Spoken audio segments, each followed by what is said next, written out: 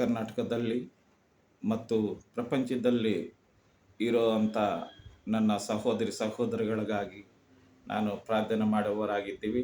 ನಿಮಗೆಲ್ಲರಿಗೂ ನನ್ನ ವಂದನೆಗಳು.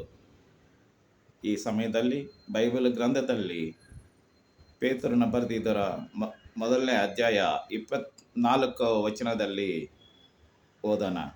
ನರಜಾತಿಯೆಲ್ಲ ಹುಲ್ಲಿನ ಹಾಗಿದೆ, ಮನುಷ್ಯರ ಪ್ರಭಾವವೆಲ್ಲ ಅಡವಿಯು ಹೂವಿನಂತ ಇದೆ. ಹುಲ್ಲು ಒಣಗಿ ಹೋಗುವುದು, ಆದರೆ ಹೂವು ಉದುರಿ ಹೋಗುವುದು. ಕರ್ತನ ಮಾತು ಸದಾಕಾಲವೂ ಇರುವುದು.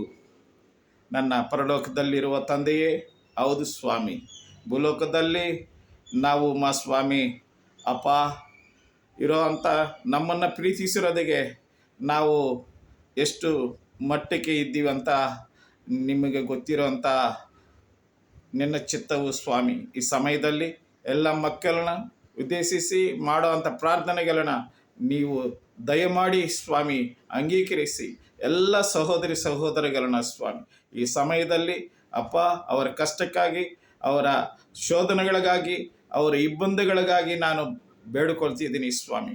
ಎಲ್ಲ ಸೈತಾನು ಶಕ್ತಿಗಳಿಂದ ಬಿಡುಗಡೆ ಮಾಡಿ, ಬಲಹೀನತೆಗಳಿಂದ ಅವ್ರನ್ನ ಬಿಡುಗಡೆ ಮಾಡೋಂಥ ದೇವರಾಗಿರೋದಕ್ಕಾಗಿ ನಿನಗೆ ವಂದನೆಗಳು ಸಲ್ಲಿಸಿಕೊಂಡು ಯೇಸು ಕ್ರಿಸ್ತ ನಾಮದಲ್ಲಿ ಬೇಡಿಕೊಳ್ತಿದ್ದೀನಿ ತಂದೆಯೇ, ಆಮೆನ್.